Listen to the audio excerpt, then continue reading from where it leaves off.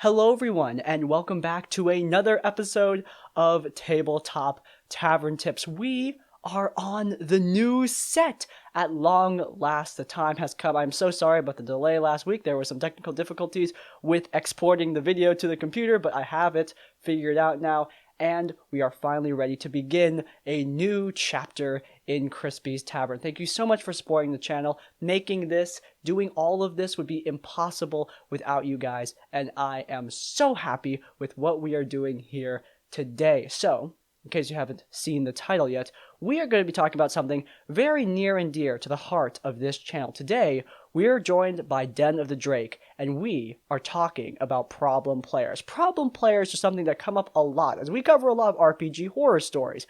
But, unfortunately, there's only so much you can do in a 1-minute analysis in each story per episode of RPG Horror Stories. So today, I am finally doing a dedicated video. We are going to be going over 5 different problem players in this video. We're going to be talking about how to mitigate the issues that they may present. And we're going to be going a little bit deeper than just communicate. We talk about communication a lot, but how you communicate, that is going to be the subject of today's video. So without further ado, let's get started.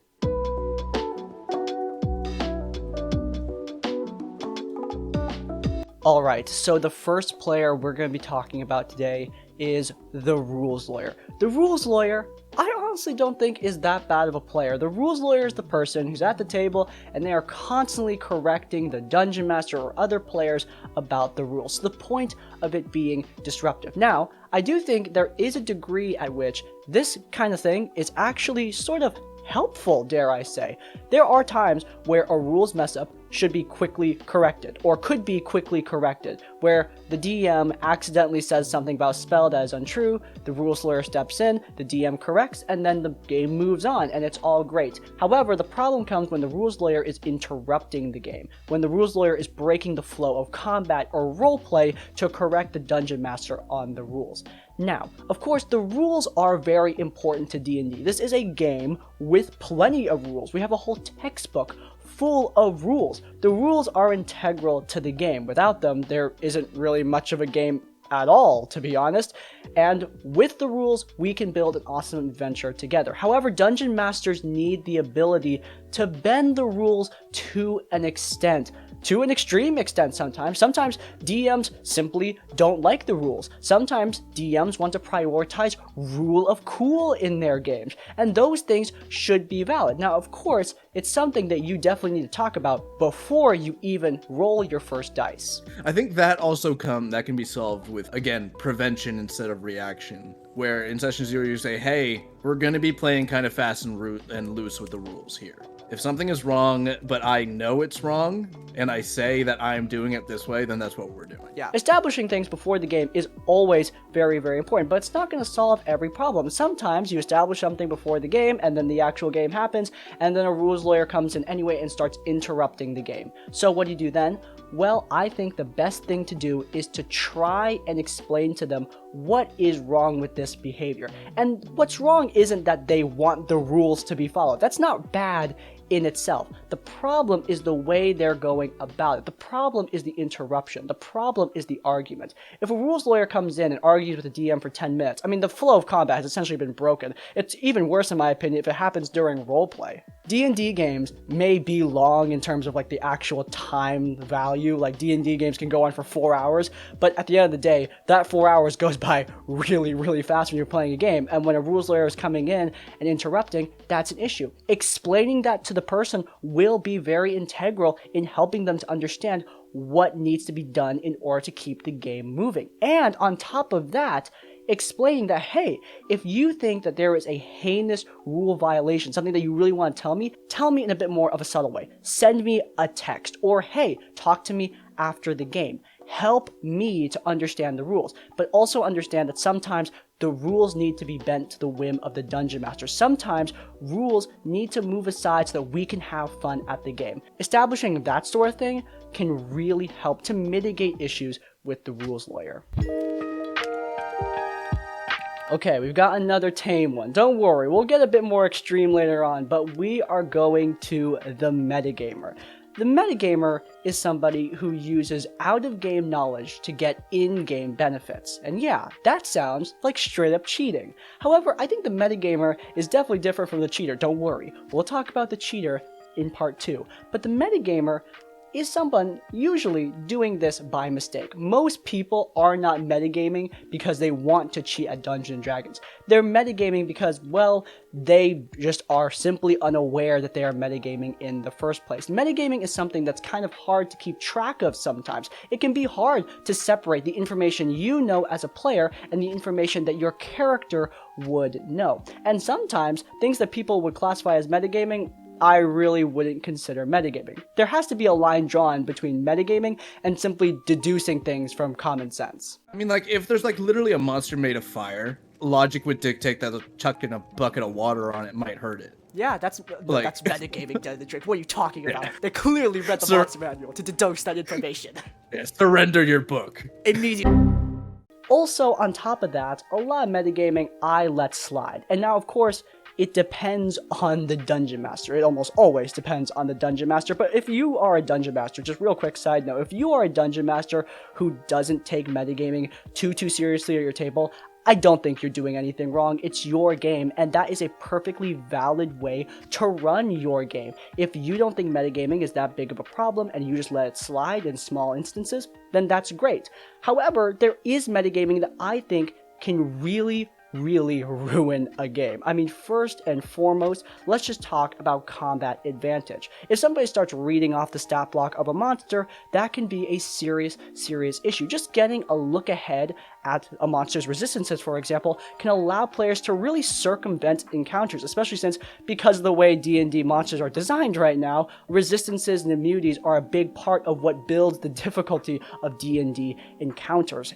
And if a player just knows all of them off the top of their head, then that would be a serious problem. If you think a player is using out-of-game information, then you need to talk to them, preferably off table. I usually talk to players who I think are being problem players outside of the actual group. I don't want to feel like somebody's being ganged up on or they're the subject of some intense meeting. Usually just having a one-on-one discussion, hell, even over text, can make it a lot more pliable. Again, though, if it is an active issue during a combat, a simple, quick call out, nothing too extreme, but just a simple word saying, hey man, I feel like you're using something to gain an advantage here that may not be fair in the actual game.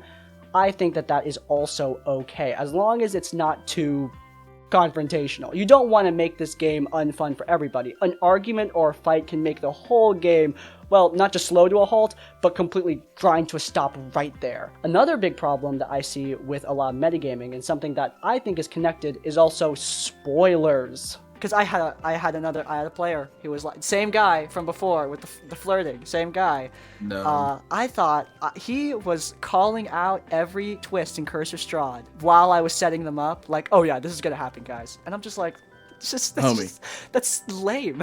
That's terrible. That's literally spoilers. I'm a bit toxic when it comes to spoilers, I am not gonna lie. I do not like it when players spoil my D&D campaign when I'm running a module, because yeah, you can easily look up plot twists on Google and tell the other players, but I think that is super incredibly lame. This also applies to the previously stated combat encounters. If a player looks up the damage resistances and immunities, the weaknesses of a monster, then the joy of figuring out that kind of thing naturally is completely erased. It's spoiled, it's ruined, and it really sucks. That sort of thing, again, you need to talk to that player, because it's not only ruining the experience for the other players, but also it's ruining the experience for you as a dungeon master. Now, of course, if you're metagaming, you're not a demon or horrible person or anything like that. A lot of people do this unintentionally, and that is okay. But if your DM talks to you about this sort of thing, then it's important to realize that what you know as a player and what your character knows are separate things. It can be hard to separate, but thinking carefully about what your character would know is always important when you're playing a role-playing game like Dungeons & Dragons. Alright, the Critic. The Critic is a fine line. A lot of Dungeon Masters actively invite criticism of their D&D games, me included. Every session afterwards, I ask the players, what did you like? what did you not like? And what they did not like is usually my focus, because I want to know how to improve, and knowing the things I'm doing wrong is really, really incredibly important.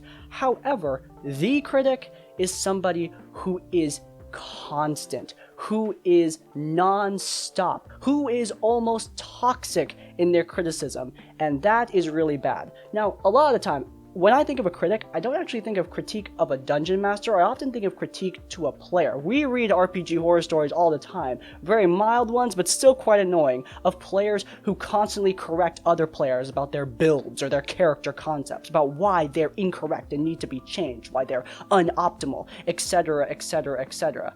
But I'm gonna be honest, guys, that's so incredibly lame. In D&D, we should not be thinking inside the box. D&D is a game that takes place in our imagination. We're free to create whatever characters we want. As long as they make you happy and make the rest of the table happy, then this is great. But if you have one player who's constantly shutting down other people, critiquing their builds and their character concepts to a degree that is a bit rude, then yeah, that is a problem. Now, of course, most critics are not like that. Most people are genuinely trying to be helpful. However, there is a line between being helpful and being rude, and if someone ends up crossing that, then it's important to once again talk to that player. A critic in your DM game does not necessarily mean they hate their game. They're a critic because they love your game, and they want to see the best they can be.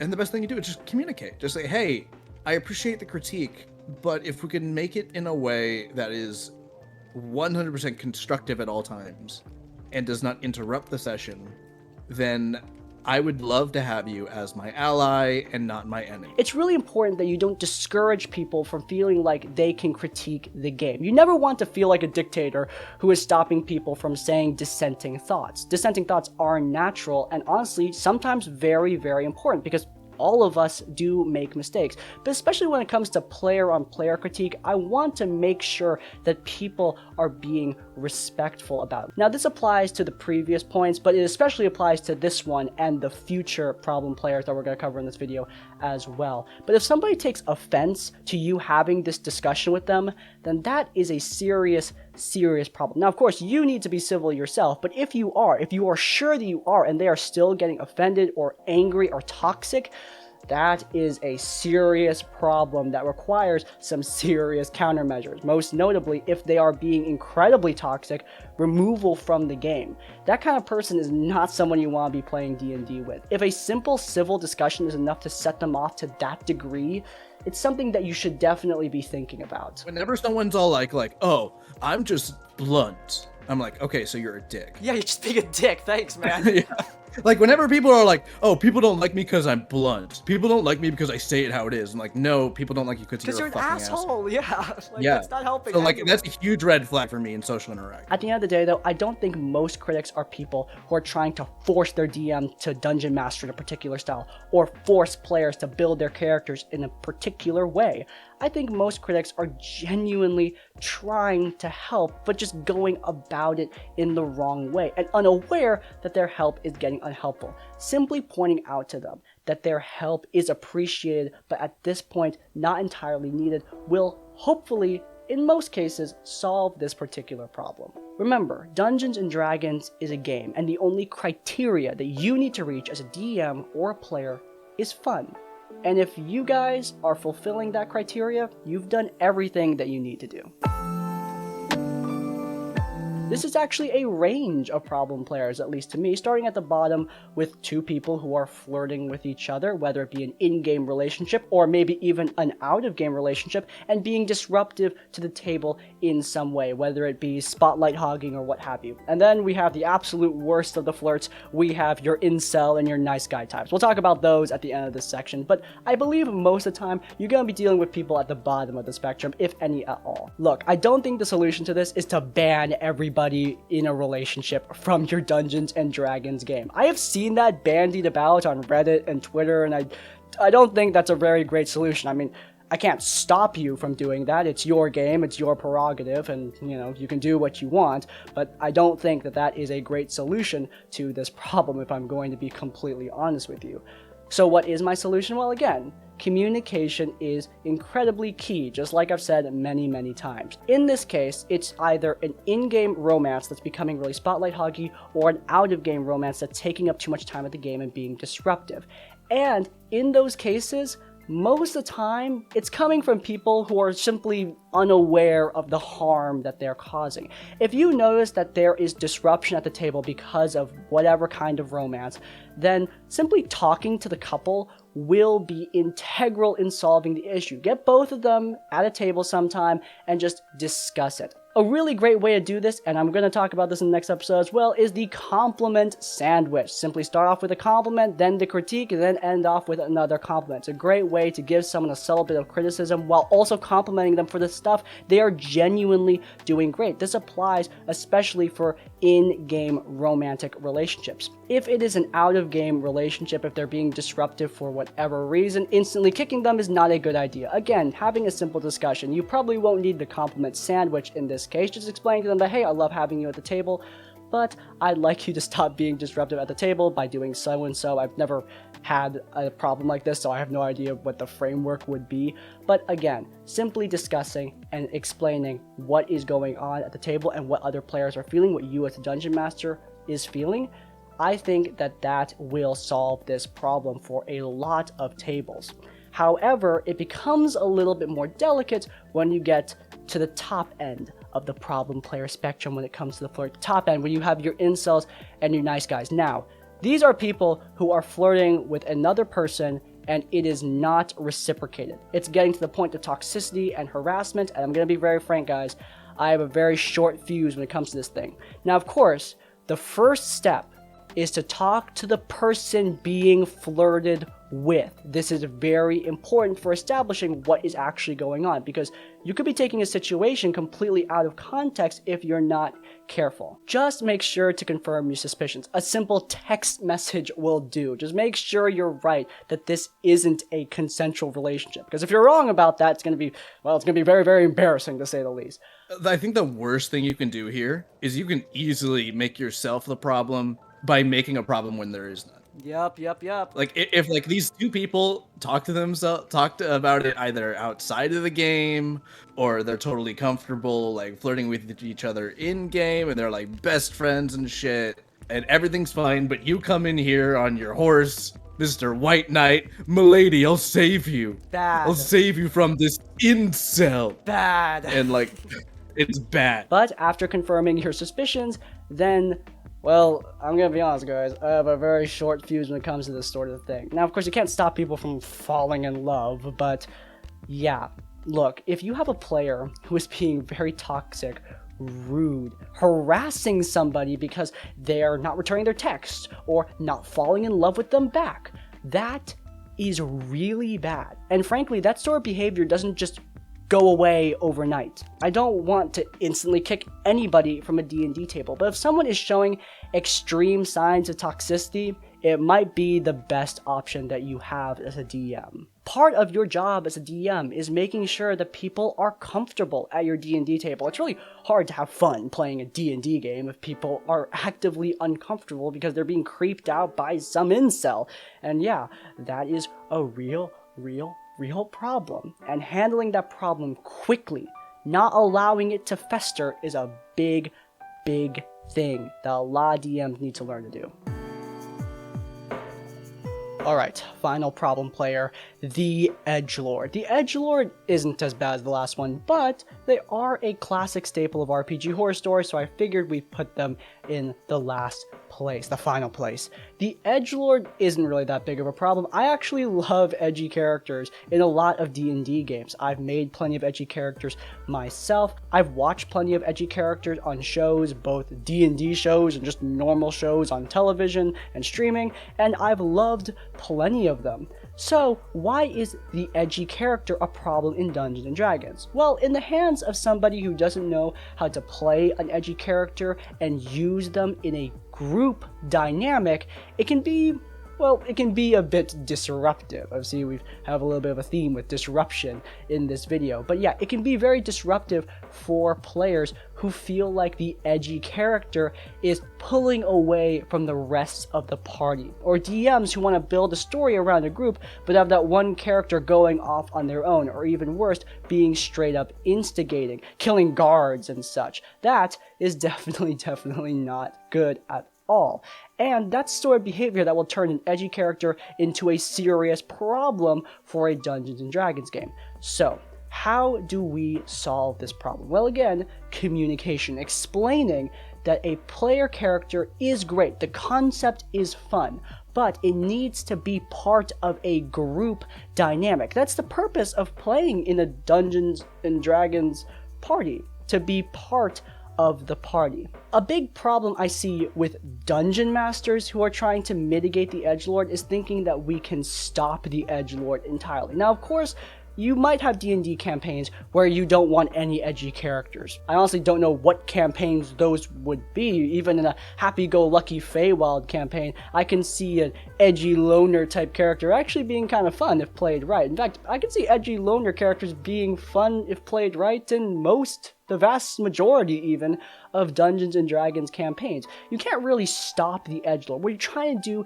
is incorporate the edgelord into your game. Incorporate them into the group. Make them part of the whole. You gotta get it out of your brain that you're preventing an edgelord, because they're gonna happen anyway. Yeah, edgelords are everywhere. Batman, Shadow the Hedgehog, Sasuke. So it's inevitable. What you're trying to do is prevent an edgelord that disrupts the game. Caleb Widowgas is the definition of an edgelord, but he is a part of the Mighty Nine. In fact, he's an integral part of the Mighty Nine. I'd say that the Mighty Nine would never be the same if they didn't have Caleb Widowgas as a member. That's what playing an edgelord is like.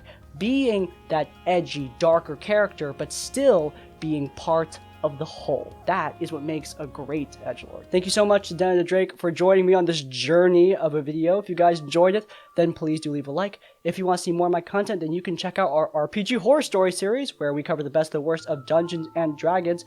And while you're there in the cards, subscribe to Crispy's Tavern to get more of our content right as it comes out. And finally, if you want to leave your own tips or thoughts, go down to the comments down below. If you can't think of a comment, leave the comments problem player to let me know you made it to the end of the video. In essence, like, comment, subscribe. I will see you all next time. Farewell.